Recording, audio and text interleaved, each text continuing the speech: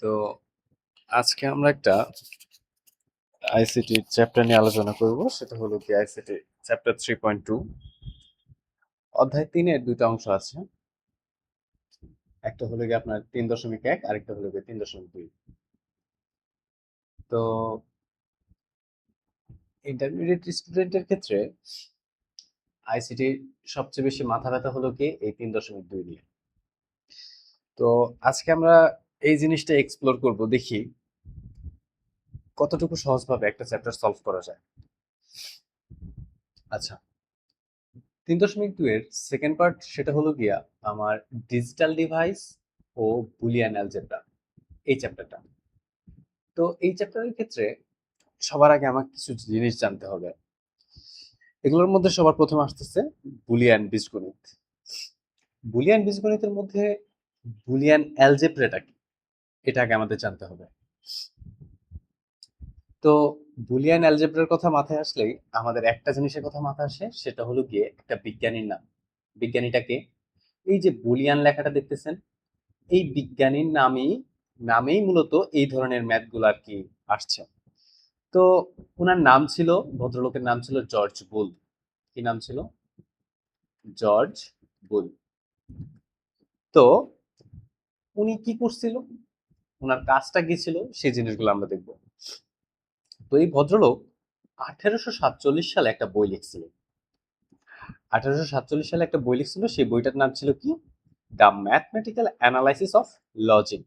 তার মানে উনি সর্বপ্রথম এই লজিক নিয়ে একটা বই লিখছে। আর সেই বইয়ে তিনি দুইটা জিনিস দেখাইছে। কোন দুইটা জিনিস? মানে দুইটা বাইনারি সংখ্যা দেখাইছে। সেই দুইটা জিনিস হলো গিয়ে একটা 0 আর একটা 1। তো সেই বইয়ে তিনি এটা উল্লেখ করছিলেন যে 0 মানে হলো গিয়ে মিথ্যা, আর 1 মানে হলো গিয়ে সত্য। তো এই সত্য আর মিথ্যার পার্থক্যটাকে তিনি 0 আর 1 দ্বারা প্রকাশ করছেন।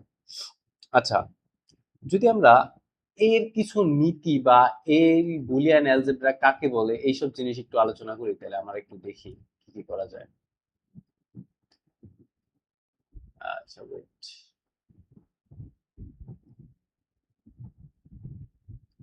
আচ্ছা, তো সর্বপ্রথম আমরা লিখবো বুলিয়ান বীজগণিত বা বুলিয়ান অ্যালজেব্রাটা কি।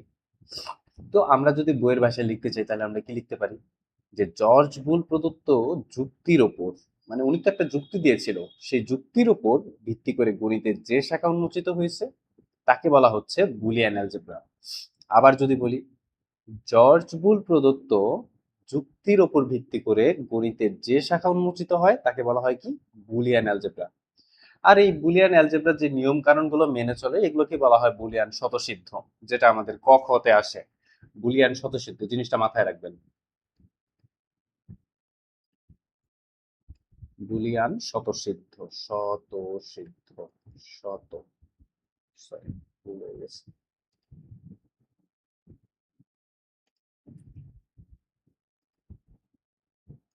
স্বতঃসিদ্ধ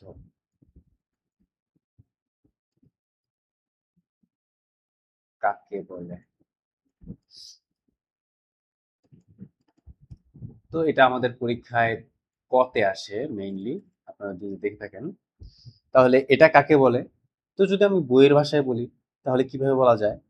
যোগ এবং গুণের ক্ষেত্রে, মাথায় রাখবেন বুলিয়ান অ্যালজেব্রা সবসময় যোগ এবং গুণের ক্ষেত্রে কাজ করে, এই দুইটা ক্ষেত্র ছাড়া আর কোথাও কাজ করে না। যেমন গুণ ভাগের ক্ষেত্রে বলতে পারেন না, যোগ এবং অনলি গুণের ক্ষেত্রে এই বুলিয়ান অ্যালজেব্রাটা কাজ করে। তো বুলিয়ান স্বতঃসিদ্ধ কাকে বলে? যোগ এবং গুণের ক্ষেত্রে বুলিয়ান অ্যালজেব্রার কতগুলো নিয়ম মেনে চলে, এই নিয়মগুলোকেই বলা হয় বুলিয়ান স্বতঃসিদ্ধ। আচ্ছা, তাহলে এখানে আমাদের কিছু যোগ আছে, বাইনারি যে যোগগুলা আমরা সেটাকে বুলিয়ান যোগও বলে থাকি। যেমন ধরেন 0+0 = 0, 0+1 = 1। আমরা 3.1 এই নিয়ে অনেক ধারণা নিয়ে আসছি। এরপরে 1+0 = 0, এরপরে আছে আপনার 1+1 = 112। তাহলে 2 থেকে 2 বাদ দিলে থাকে কত? 0, বাট এখানে ক্যারি আমাদের 1 থাকতেছে। এরপরে হলো গুণের ক্ষেত্রে যদি বলি তাহলে কি আসে? 0 প্লাস, সরি, গুণ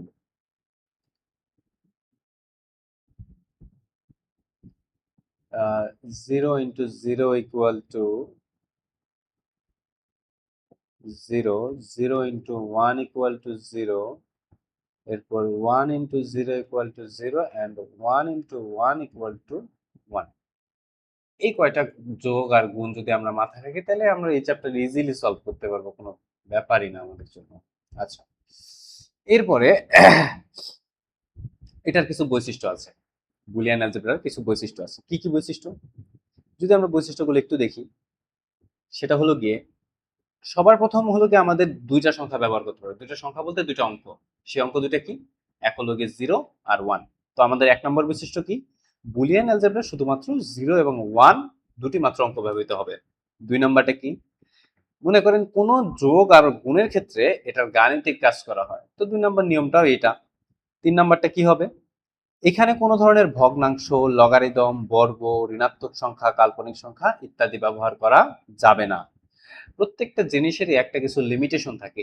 এই যে লিমিটেশন বা সীমাবদ্ধতাই হলো গিয়ে আমার বুলিয়ান অ্যালজেব্রার বৈশিষ্ট্য। তো এটার বৈশিষ্ট্য কি বললাম? তিন নাম্বার, কোনো ভগ্নাংশ, লগারিদম, বর্গ, ঋণাত্মক সংখ্যা অথবা কাল্পনিক সংখ্যা ইত্যাদি ব্যবহার করা যাবে না। চার নাম্বারটা কি? কোনো জ্যামিতিক বা ত্রিকোণমিতিক সূত্র ব্যবহার করা যাবে না। আমরা যেমন জ্যামিতিক ব্যবহার করি না, সমকোণ বা ত্রিকোণমিতিক, আপনার ধরেন সাইন, ট্যান, কস, এগুলো ব্যবহার করি, এগুলো ব্যবহার করা যাবে না এর মধ্যে। এরপর কোন দশমিক সংখ্যা, আমরা যেমন 3.1 এর দশমিক সংখ্যা সাপোজ 10.56 এরকম একটা সংখ্যা লিখতাম, বাট এইখানে এরকম কোনো সংখ্যা লেখা যাবে না। তো আমরা যদি এই চার পাঁচটা বৈশিষ্ট্য মনে রাখি, যদি আমাদের কখনো কখতে আসে যে বুলিয়ান অ্যালজেব্রার বৈশিষ্ট্য লিখুন, তাহলে কিন্তু ইজিলি আমরা নোট ডাউন করে লিখতে পারবো। আচ্ছা, এই বুলিয়ান বীজগণিত তিনটা মৌলিক ক্রিয়া মেনটেন করে। তিনটা মৌলিক ক্রিয়া মেনটেন করে। কি কি?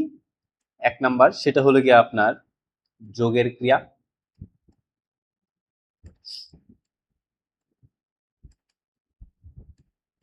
দুই নাম্বার, সেটা হলো কি গুণের ক্রিয়া। আর তিন নাম্বার যে বিষয়টা, সেটা হলো কি পূরক, পূরকের ক্রিয়া। তো এটাকে বলা হয় লজিক্যাল অর, লজিক্যাল অর, এটাকে বলা হচ্ছে লজিক্যাল এন্ড। এন্ড আমরা তো জানি পূরক কার কাজ? নট গেটের কাজ। তো এটাকে বলা হচ্ছে লজিক্যাল নট। তো আমাদের যদি কেউ প্রশ্ন করে যে বুলিয়ান বীজগণিত কয়টি মৌলিক ক্রিয়া এর উপর ভিত্তি করে কাজ করে, আমরা কি উত্তর দিতে পারবো না? তো উত্তরটা হবে কি? তিনটি। কি কি? যোগের ক্রিয়া বা লজিক্যাল অর, গুণের ক্রিয়া বা লজিক্যাল এন্ড, আর পূরকের ক্রিয়া বা লজিক্যাল নট।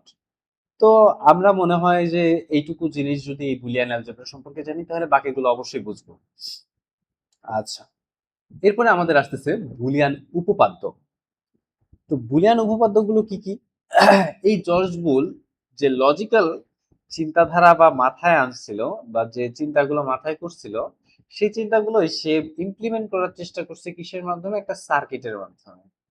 এই সার্কিট গুলা মনে করেন যে আপনার বিভিন্ন ধরনের অপারেটর, যেমন অ্যান্ড, অর, নট, এগুলোর মাধ্যমে প্রকাশ করা হয়েছে। তো সেক্ষেত্রে আমাদের কিছু উপপাদ্য আছে। উপপাদ্যগুলো আপনারা বইয়ে পাবেন যদিও, তারপর আমি একটু লিখে দিচ্ছি। উপপাদ্যগুলো সবার প্রথমে আছে মৌলিক উপপাদ্য। মৌলিক উপপাদ্যগুলো কি কি?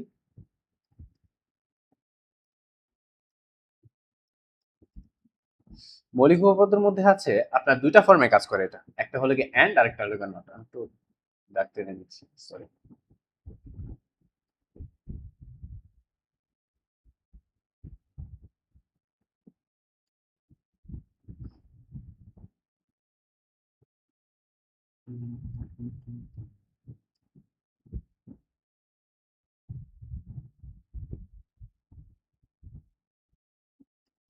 আচ্ছা, মৌলিক উপপাদ্য এখানে লিখি আমি আগে,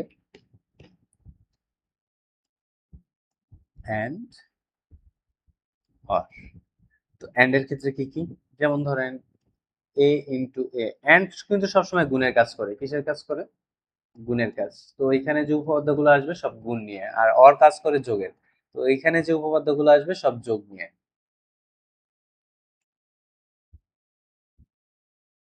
আচ্ছা, a into a equals to a into 1 equal to একটা কাজ করতেছে আমি ঠিক মতো। এ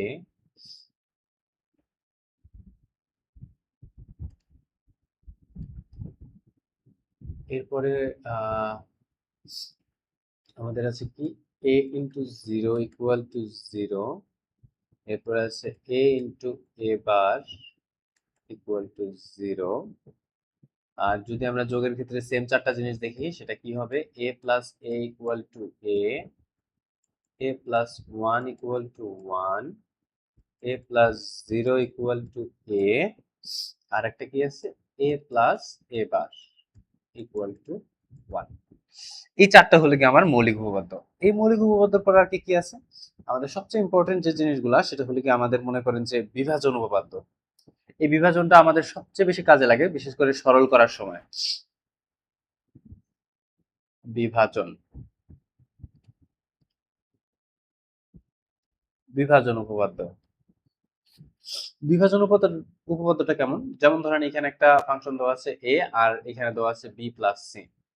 তো এটা কি করবে, এই এটা একবার বি এর সাথে গুণ অবস্থায় যাবে, আবার এই এ আবার সি এর সাথে গুণ অবস্থায় যাবে। কেমন, এ plus B plus A plus A into C, sorry,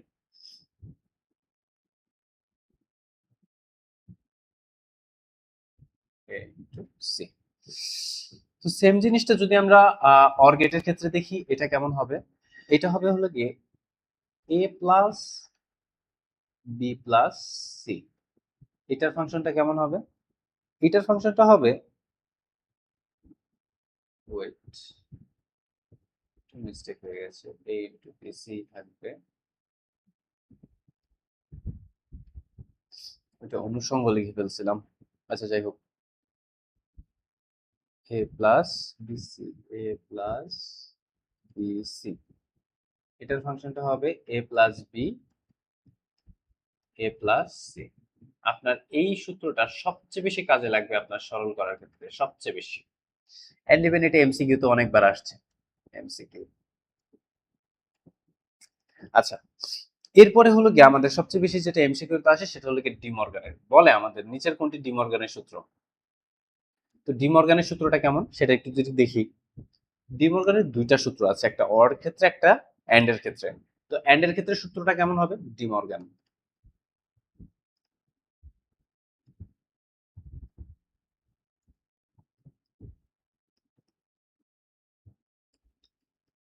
and এর ক্ষেত্রে A plus B whole bar equal to A bar plus B bar. আর অর এর ক্ষেত্রে সূত্রটা কেমন হবে, A plus B whole bar equal to A bar into B bar. তো এগুলা মোটামুটি জানলেই হবে। আরেকটা জিনিস জানবেন সেটা হলো কি ডাবল কমপ্লিমেন্ট। কি double complement, complement double complement জিনিসটা কি, A double bar equal to কি হয়ে যায়, এ হয়ে যায়। জিনিসটা মাথায় রাখবেন, জাস্ট আর কিছু জানার প্রয়োজন নেই। আপাতত এইটুকুর জন্যই মনে করেন যে আপনি একটা সরল করার জন্য আপনি রেডি আছেন এখন। তো আমরা যদি কোনো সরল করে থাকি তাহলে দেখবেন অবশ্যই আপনি পারবেন, এই সূত্রগুলো অ্যাপ্লাই করলেই হবে। আচ্ছা, এবার আমরা এই সরলেই ঢুকবো।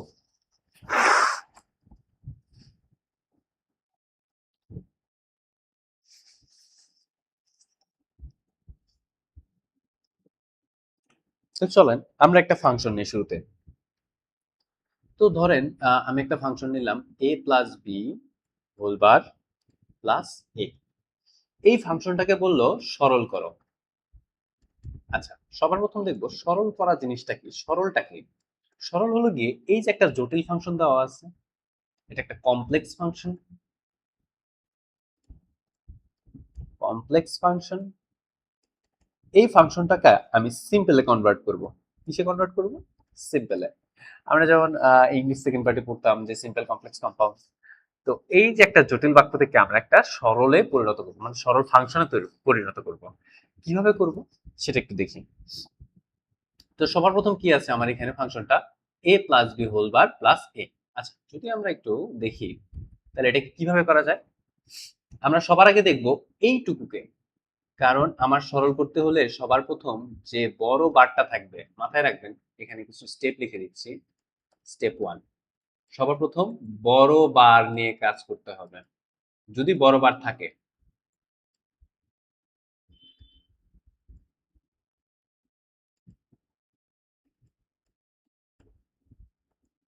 বড় বার নিয়ে কাজ করতে হবে। তাহলে দেখেন এখানে বড় একটা বার আছে, এই বারটাকে যদি আমি ভাঙি, এখানে আমার একটা সূত্র ছিল, একটু আগে যদি আমরা দেখি, এখানে আমি একটা সূত্র লিখছিলাম। সূত্রটা কেমন ছিল? এ প্লাস বি হোল বার। দেখেন তো এই সূত্রটা আর এই যে এই সূত্রটা, দুইটা কি সেম না? এই সূত্র আর এই সূত্র দুইটা অবশ্যই সেম। তাহলে এইটুকুর পরিবর্তে, মানে এই যে এই লেখাটুকু, এইটুকুর পরিবর্তে কি আমরা এটা লিখতে পারি না? তো যদি এটা লিখি তাহলে কেমন আসে দেখি তো। এবার ইন্টু বি বার, এখানে আমি একটা ডি মর্গানের সূত্র অ্যাপ্লাই করলাম, তারপরে যা যা আছে তাই প্লাস এ। এখন যদি আমি গুণ করে দিই, কেমন বিভাজন সূত্র? বিভাজন সূত্রটা কেমন ছিল আমার? বিভাজন সূত্রটা এমন ছিল, A plus B C equal to A plus B A plus C. তো এই সূত্রটার মধ্যে এইটাকে আমি কনসিডার করব বিসি হিসেবে, আর এটা এর জায়গায় আছে এই থাকবে। তো জাস্ট একটু উল্টাপাল্টা ভাবে লেখা, আপনি চাইলে এটাকে সোজাভাবে লিখেও করতে পারেন, কোনো সমস্যা নাই। তো এই জিনিসটাকে এখন আমি বিভাজন সূত্রতে কনভার্ট করব। কিভাবে করব? তো সবার প্রথম এ যাবে কার সাথে? এবারের সাথে।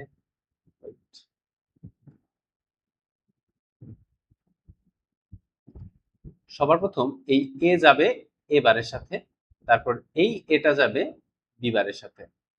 তো আমরা যদি লিখি তাহলে কেমন আসতেছে? এবার প্লাস এ, আর এইখানে বিবার প্লাস এ, বা এ প্লাস বিবার একই জিনিস।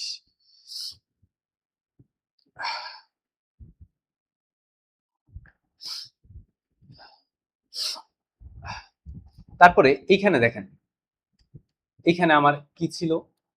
অরের ক্ষেত্রে আমরা মৌলিক উপপাদ্যতে দেখছিলাম যে A plus A bar equal to কি হয়? One. A plus A bar equal to one. এই যে দেখেন, তাহলে এটার পরিবর্তে কি আমরা ওয়ান লিখতে পারি না? এটার পরিবর্তে কি আমরা ওয়ান লিখতে পারি না?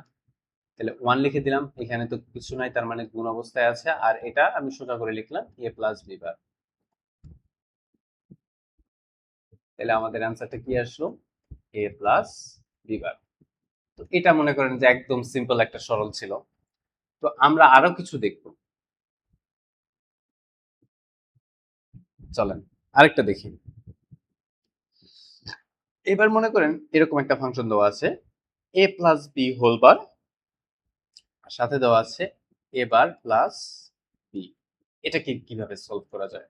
যদি আপনারা কেউ সলভ করতে পারেন তাহলে এটা পজ করে আগে সলভ করে নিয়ে তারপর আমার সাথে উত্তর মিলাইতে পারেন। তো চলেন এটা একটু সলভ করা যাক। তো সবার প্রথমে আমরা একটা জিনিস দেখবো, সেই জিনিসটা কি? এইটাকে ফার্স্টে কিভাবে ভাঙা যায়, এইটুকুকে। যেহেতু আমি সবার আগে বলছিলাম কি, যে এখানে স্টেপ ওয়ান ছিল বড় বার নিয়ে কাজ করতে হবে, বড় বার। তো সবার আগে আমি দেখতেছি এইখানে আমার বড় একটা বার আছে, এই বারটাকে আমি ভাঙাই। এই বারটাকে ভাঙাইলে কেমন আসবে? এবার প্লাস বিবার, এটাও একটা বিভাজন সূত্র। আর এখানে কি আছিল? এ বার প্লাস বি। তাহলে এখন কিন্তু আমরা যদি ক্রস গুণনটা করি তাহলে দেখেন, এটার সাথে এটা গুণ করব, এটার সাথে এটা গুণ করব, এটার সাথে এটা, আর এটার সাথে এটা, মানে পাশাপাশি গুণ আর কি, ক্রস গুণ না। তো দেখেন, তাহলে আমরা যদি সলভ করি তাহলে কি আসে? সবার প্রথম এর সাথে এবার, A bar into A plus A bar B plus A bar B bar plus B bar into B.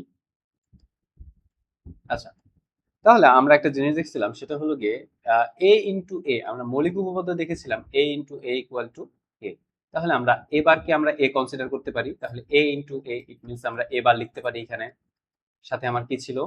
এবার বি, আর এখানে কি ছিল? এবার বি বার।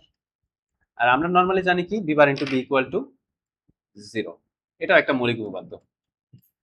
উপরে ছিল যে A bar into A equals zero. আচ্ছা, সেম ভাবে যদি আমরা এখানে কমন নেওয়ার চেষ্টা করি, আমার স্টেপ টু কাজ কি হবে? স্টেপ টু হবে কমন নেওয়া। কমন নেওয়া, আচ্ছা, তাহলে চলেন আমরা যদি এখান থেকে সবগুলোর মধ্যে দেখেন কমন কি আছে।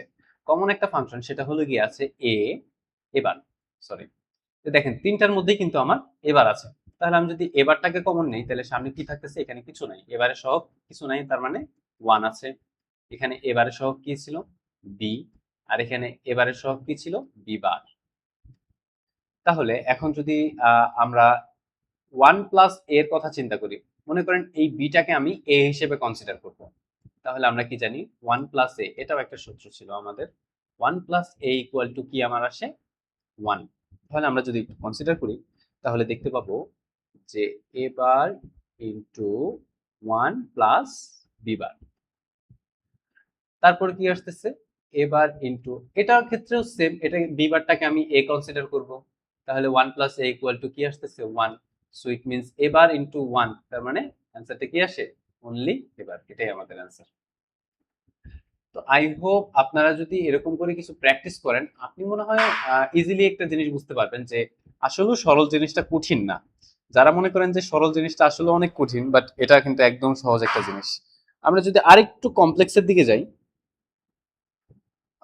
মনে করেন একটা ফাংশন, সেটা হলো গিয়ে A plus B plus C bar, এটার উপর একটা হোল বার প্লাস বিসি। এই ফাংশনটাকে কিভাবে সলভ করব? তো আমার সবার প্রথম স্টেপটা ছিল কি? স্টেপ ওয়ানটা ছিল কম, মানে বড় যদি কোনো বার থাকে, বড় যদি কোনো বার থাকে সেই বার নিয়ে কাজ করব। তাহলে সবার প্রথম দেখতে পাচ্ছি যে বড় বারটা আছে, এই বড় বারটাকে আমাকে ভাঙাইতে হবে।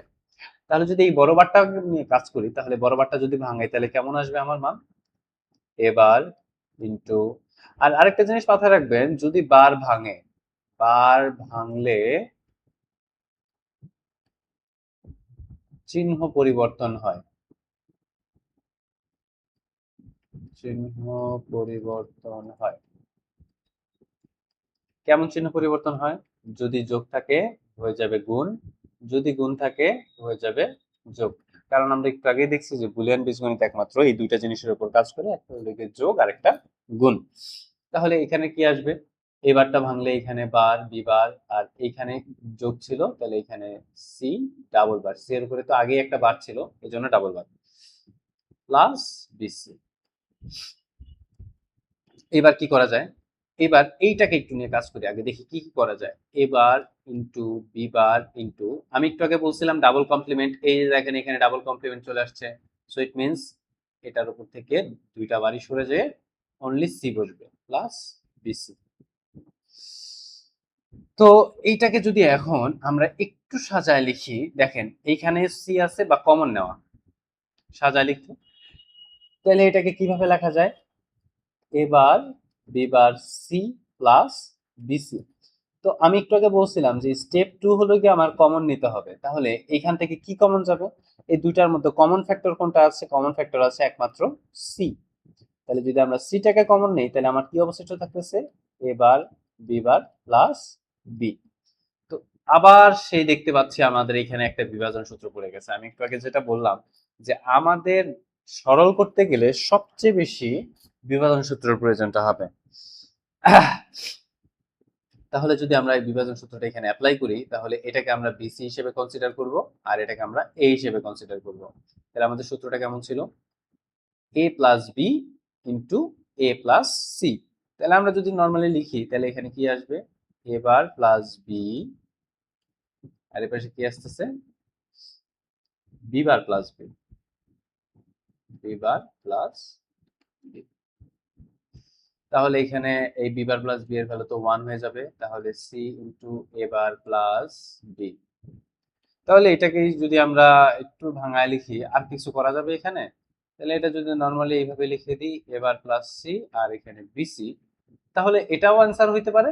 অথবা আপনি যদি চান যে এখানে রেখে দিবেন, দ্যাটস ইট, এখানে এটাই অ্যান্সার। আই হোপ আপনারা বুঝতে পারছেন। ইনশাল্লাহ নেক্সট ক্লাসে আমি আপনাদের আরো কিছু দেখাবো, এটার পার্ট 2 নিয়ে, মানে সেকেন্ড ক্লাসে আপনাদের এখন কিছু এসডব্লিউ দিব, হোমওয়ার্ক দিব, যেগুলো আপনারা বাসায় প্র্যাকটিস করবেন। এন্ড যদি কোনো সমস্যা হয় অবশ্যই আমার কমেন্টস বক্সে জানাবেন, আমি আপনাদের অনেস্টলি রিপ্লাই করব। এন্ড আমাদের প্রাইভেট গ্রুপের লিংক এই ভিডিও ডেসক্রিপশনে দেওয়া থাকবে, আপনারা সেখানে জয়েন হয়ে যাবেন। যাদের যে সকল সমস্যা থাকবে অবশ্যই আমি সেখানে সলভ করে দিব। তো হোমওয়ার্ক করবেন আপনারা কিছু। হোমওয়ার্ক গুলো কি কি? X bar into y bar, আর এখানে জেড প্লাস এক্স বার, এইটুকুর উপর বাদ দেবো হোল বার। সেম নিয়ম সেম প্রসিডিউর যদি আপনারা অ্যাপ্লাই করেন অবশ্যই পারবেন। সবার প্রথম বড় বারটা নিয়ে কাজ করবেন, তারপরে গুণ করবেন, যা যা যাবতীয় কাজ মানে সুন্দর একটা রাউন্ড ফিগারে নিয়ে আসবেন। ফিগারে নিয়ে আসার পর তারপরে সেটাকে সেখান থেকে আপনি কমন নেবেন। দ্যাটস ইট, আর কিছু করার প্রয়োজন নেই, দেখবেন যে মিলে গেছে। আর অবশ্যই এমন ভাবে কমন নেবেন যেন কোনো সূত্র বা ল পড়ে। এরপরে করবেন A B C plus A B bar C plus A B C plus A bar C. আরেকটা করবেন সেটা B plus C bar, B bar plus C, আর এখানে থাকবে A bar plus B plus C bar. এটার উপরে যদি আমি একটু হোল বার দিয়ে দিই, ঠিক আছে। আরেকটা দিই, যেহেতু বাসায় বসেই থাকবেন টুকিটাকি একটু ম্যাথ সলভ করেন, ভালো লাগবে। এন্ড সরলের একটা মজা আছে কি, এই সরল যদি আপনি একবার বুঝতে পারেন দেখবেন আপনার সারাদিনই সরলই করতে মন চাইবে।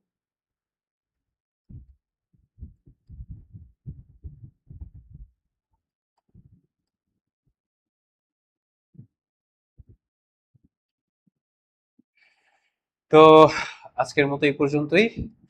অবশ্যই ভিডিওটা ভালো লাগলে আপনারা লাইক সাবস্ক্রাইব অবশ্যই করবেন। আপনাদের ফ্রেন্ডসদের সাথে অবশ্যই ভিডিওটা শেয়ার করে দিবেন। আল্লাহ হাফেজ।